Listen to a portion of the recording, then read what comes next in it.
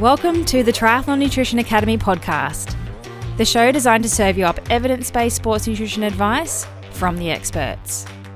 Hi, I'm your host Taryn, accredited practicing dietitian, advanced sports dietitian, and founder of Dietitian Approved. Listen as I break down the latest evidence to give you practical, easy to digest strategies to train hard, recover faster, and perform at your best. You have so much potential, and I want to help you unlock that with the power of nutrition. Let's get into it.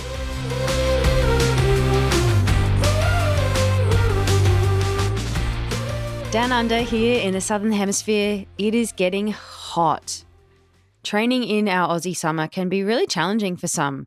Maybe not as challenging as one of my clients, Sass, who is from Kuwait and trains regularly in 40 degrees.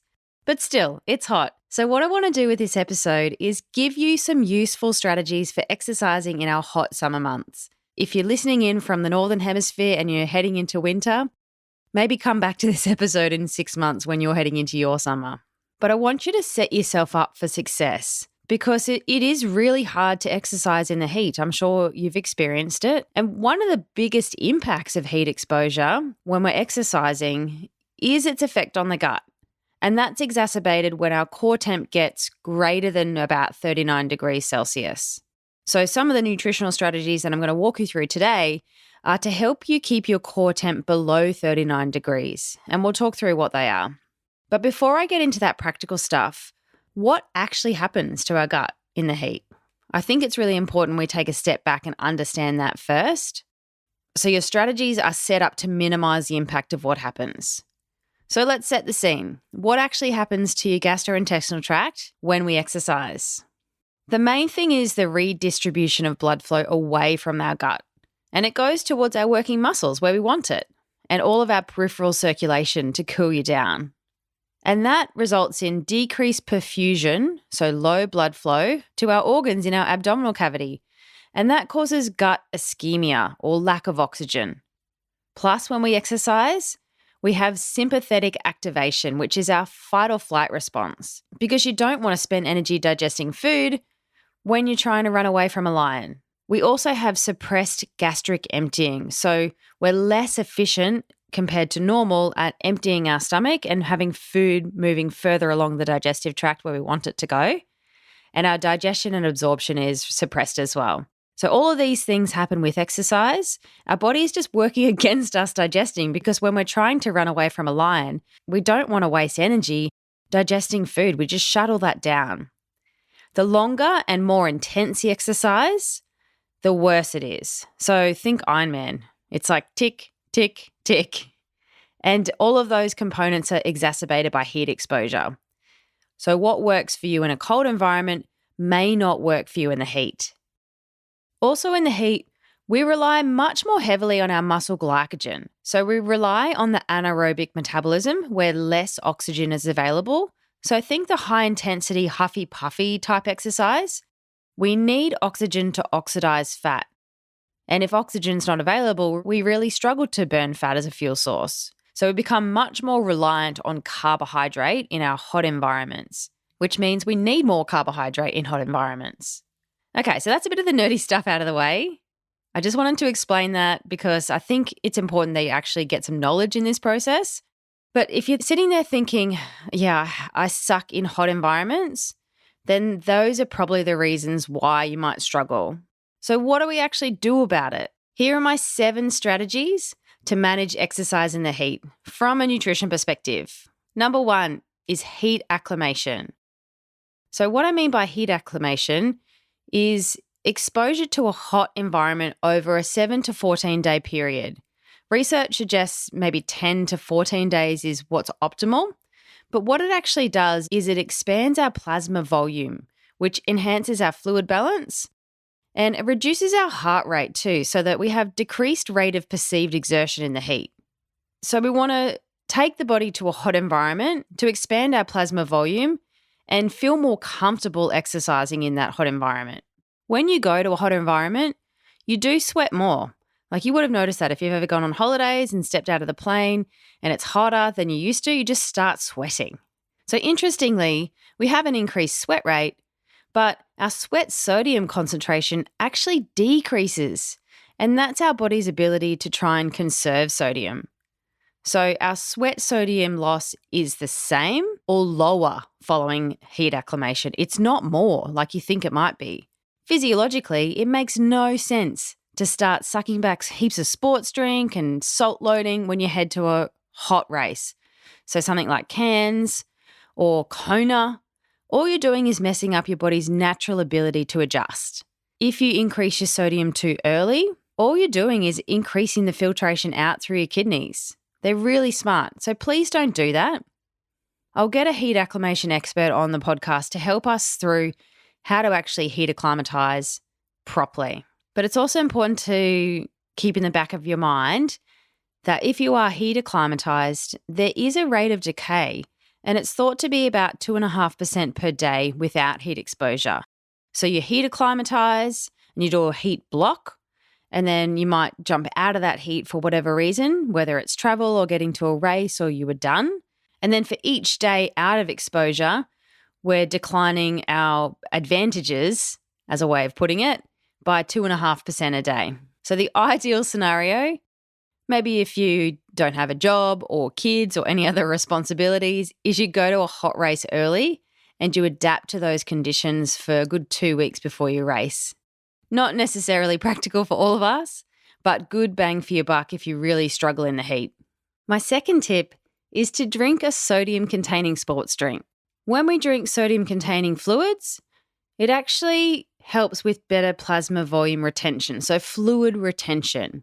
And sports drink was actually originally designed to drive thirst. So it's going to help you drink your ad libitum fluid intake, so not planned, sort of drink to thirst. I'm not saying you need to add extra sodium to your sports drink or use really high sodium products, particularly if you don't have an understanding of what your sweat sodium concentration is. But just remember, don't simply do what the packet tells you to do. Generally, it's just marketing designed to help you buy more of their product or stick with their brand. So I'd encourage you to seek professional advice when it comes to training and racing nutrition, and find a holistic plan that's practical and evidence-based for you. This year I worked with an Ironman athlete heading into Cairns, which is a really hot race, Cairns Ironman, and he wasn't using any sports drink on the bike at all. He's one of my guys that just used gels for the entire bike leg. And I calculated how much sodium he had for a sort of 5.5 hour bike. And he was only getting a total sodium intake of 205 milligrams, which is very, very low. It's not enough sodium for him, and it's also not driving thirst. So my first strategy for him was to try and introduce a sports drink on the bike. That's going to help drive thirst and set him up for a much better run leg because he was really struggling with the run. And so simply by adding sports drink to his bike plan, he went from 205 milligrams of sodium up to 3,660 milligrams of sodium in the bike leg alone. So 17 times more than his original plan. Plus, we did some other top secret strategies. I'm not going to tell you about those. But it's a good example of actually having a look at the products you're using, not just using whatever stuff is sponsored with your team or what's been given to you or your training buddy tells you to do. Like this guy had done 10 Ironmans before, and I have no idea how he hasn't walked through my door earlier, but nonetheless, doesn't matter. We're here. And he had the fastest Ironman he's ever done out of 10 Ironmans with a sports dietitian in his corner. And he had his fastest run split ever as well. So a bit of a shameless plug. Sometimes it's worth the investment in getting some professional help. He was actually going to quit the sport altogether because he just couldn't piece together a solid race performance. And his runs were just killing him. But it doesn't take much. A little bit of tweaking, a bit of fine tuning, some evidence-based advice. He smashed it. And I couldn't be prouder. So that's my nudge to look at using a sports drink in your racing and training in the heat. Use it as an opportunity to drink and encourage you to drink more because it drives thirst. There was a really cool study in Ironman athletes where they looked at drinking and dehydration levels and what actually happened. So there was one group where they didn't hydrate them very well, and so they dehydrated to a certain percentage of body weight. There was a couple, depending on how much they were told they could drink, and they restricted them, versus drinking ad libitum, so drinking as you need or sort of drinking to thirst. And then the final group was drinking to a set amount of fluid per hour that they determined with sweat testing to get them to a certain level of dehydration only and not beyond. And so what they found was the athletes that drank ad libitum and the ones that were told to drink to a set target to make sure they didn't get too dehydrated, those two groups performed better than the guys that were not hydrated particularly well. But interestingly, there wasn't much performance difference between the group that drank ad libitum with no plan, were just told, hey, drink to what you feel you need, and the group that had planned set targets of you need this many mils an hour to make sure you don't get this percent dehydrated. That's pretty cool. So if you use a sports drink and that helps you to drink more and it drives your thirst, sometimes that can be a better strategy than not having a plan at all. Unless you've done your own sweat testing and hydration testing with a qualified tester and know exactly what your individual needs are, then maybe drinking more to thirst could help. But if you listen to my episode with Alan McCubbin, I think it's still really important to understand roughly what your sweat rate is so that you have the right amount of fluid available, because we can say, hey, drink to thirst, but if you're thirsty and you don't have any bottles left and it's 20 k's to the next aid station, that strategy is not going to be that beneficial for you. Let me know if this sounds like you. Do you feel exhausted by the end of the training week? Do you crave sweets in the afternoon and feel like you need a nap? Training for 3 disciplines can be absolutely exhausting if you haven't dialed in your nutrition. It can be frustrating when you can't quite piece together the solid race performance you know you're capable of, and confusing when there's so much information out there, but you're not sure what's the right method for you. My goal for you is to unlock your true potential and feel like a supercharged triathlete. Firing on all cylinders, full of energy, and not only smashing quality training sessions, performing in every race too. If you're finally ready to start nailing your nutrition, join a powerful community of like-minded athletes in the Triathlon Nutrition Academy program. Head to dietitianapproved.com/academy to check it out now. For less than the cost of a coffee a day, you will finally have a plan for your nutrition instead of winging it and hoping for the best. So how much sodium do you actually need? Well, with a lot of things with nutrition, it depends. It's highly individual and you need to understand how you sweat. We know that the highest driver of sweat sodium concentration is sweat rate. So the more you sweat, the more sodium you will lose. But you shouldn't just start popping salt pills or salt capsules because your training buddy told you to do so, or you think it's going to be useful to stop cramping. Go back and listen to episode 14 with Alan. Do you need to take salt tablets for some more quality information in this space? And I'd really encourage you to actually develop an individualized protocol based on your sweat testing results in the same environmental conditions. If you need more information on sweat testing, go back and listen to episode 15 where I explained what sweat testing is and who it would be useful for. If you are interested in doing sweat testing, learning more about how it works and when our next sessions are, head to dietitianapproved.com/sweat testing. Okay, number 3. Another really good strategy for exercising in the heat is to try and keep pace with your sweat losses. Now, that's easier said than done. Our sweat loss, our sweat rate in sort of mils or litres per hour is really individual. People sweat anywhere from 400 to 500 mils an hour to 3.5 litres an hour. I've got a few guys that have massive sweat rates of 3.5 litres an hour. It's just insane. Like they end up finishing a 20-minute sweat test and their clothes need to be wrung out. You need to do something like sweat and hydration testing to understand how you sweat. Are you a heavy sweater? Are you not a heavy sweater?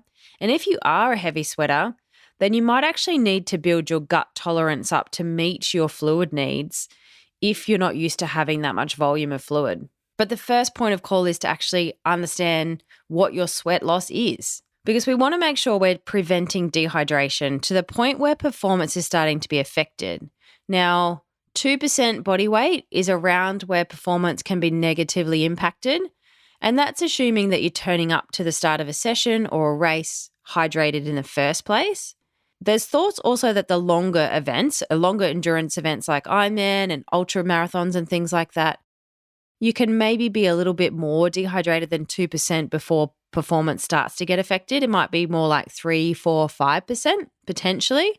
But the difference between 2% and 5% is a lot. Now, I'm not saying keep pace with your sweat losses to the point where we're replacing 100%. That's not necessarily useful either. We don't want to overdrink. If we're overdrinking, we do run the risk of hyponatremia or low sodium, and that is not a good thing. That can be fatal when we're diluting the body's contents down so much that our sodium levels go low in our blood. That is not good. You're more at risk of hyponatremia if you're a slower athlete because you've got more opportunity to drink. You may not be sweating that much. Versus a faster athlete, you might be sweating more because the intensity is higher and you have less opportunity to get fluid in, whether it's in a Ironman or a race where you're grabbing water cups from aid stations and you're running fast, so a little bit goes in your mouth, but most of it goes all over you. Whereas someone that's walking through an aid station, you can stop and take a full cup and you have more opportunity to drink. I really believe that every athlete should do some form of hydration testing. Not necessarily sweat testing, but hydration testing to understand what type of sweater you are. It's something that I teach all my clients how to do.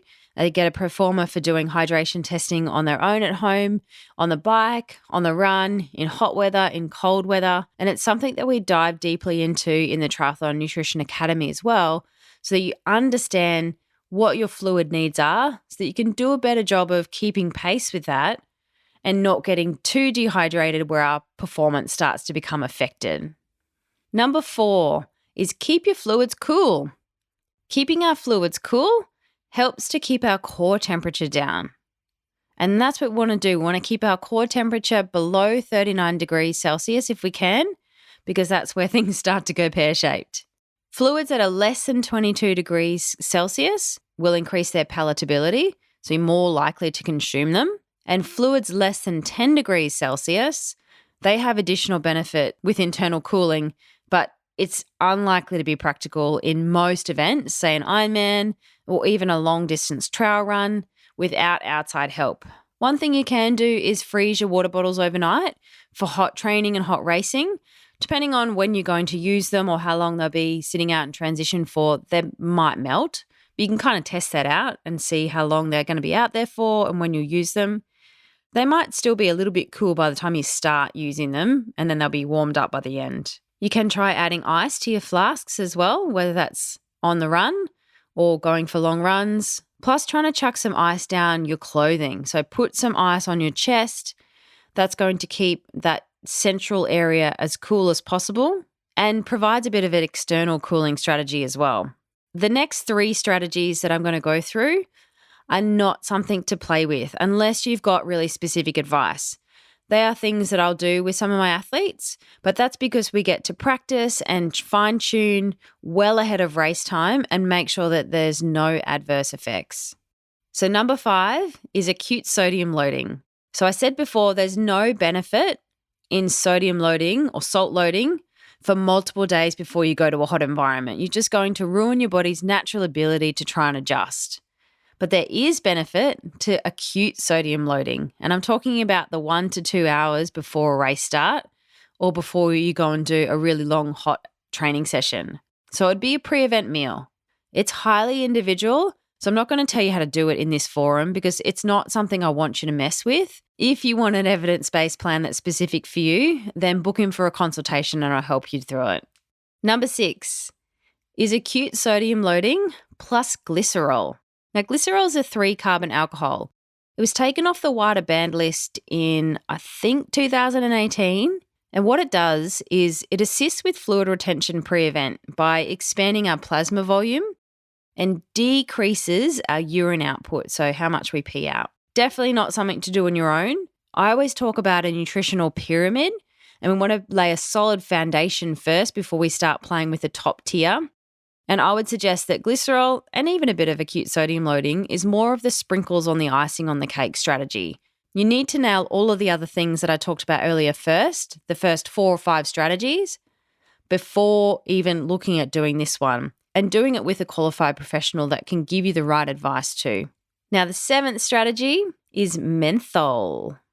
Again, definitely not one to mess with on your own. But what menthol does is it alters our thermal sensation in our mouth. So it activates our oral pharyngeal cold receptors. You know when you have mint and you have that like cooling of the mouth? What it does is it increases the threshold temperature for the activation. So it creates that feeling of coolness. So definitely test it out first. Don't party with this one on race day. And if you've got all the other things nailed first and you're working with a qualified professional, then making sure you are using commercial products. Don't mix your own concoction. I have a couple of trail runners who I feel like if I don't put this in here, they will start playing with it themselves. But there's a risk for toxicity and it can be fatal. So they are my 7 nutrition tips for exercising in the heat. I hope that there's some really practical take-homes for you, including making sure you understand your individual sweat needs, particularly in a hot environment, whether that involves doing some sweat testing or just simply some hydration testing to understand what your sweat rate is in mils per hour, can be really useful when we go to hot environments. So you can understand how to actually drink to that. Keeping your fluids cool, whether that's freezing bottles or putting ice in your flask while you're running, anything to keep what you're drinking cool will help with internal cooling. And then you can do some external cooling as well by putting ice on you or ice vests or ice wraps around your neck, etc., etc. There's lots of things available now. Making sure you keep on top of your hydration heading into your race, that's really important. We don't want to toe the start line already dehydrated in a hot environment. That's not going to end well. And use some sports performance strategies like acute sodium loading to help with managing your hydration before you even start the race as well. If you are interested in getting an understanding of your sweat needs, then I'd suggest booking in for a sweat test. Head to dietitianapproved.com/sweat testing to read a bit more about what's involved. You can register your interest on there as well, or you can book in if you're ready to jump in and get sweaty with us. We've got a few dates coming up and then more in the new year as well. So I hope that helps you manage some exercise over these hot months and start to think about getting prepared for hot races too. Thanks for joining me for this episode of the Triathlon Nutrition Academy podcast. I would love to hear from you. If you have any questions or want to share with me what you've learnt, email me at podcast@dietitianapproved.com. You can also spread the word by leaving me a review and taking a screenshot of you listening to the show. Don't forget to tag me on social media at dietitian.approved so I can give you a shout out too. If you want to learn more about what we do, head to dietitianapproved.com. And if you want to learn more about the Triathlon Nutrition Academy program, head to dietitianapproved.com/academy. Thanks for joining me, and I look forward to helping you smash it in the 4th leg. Nutrition!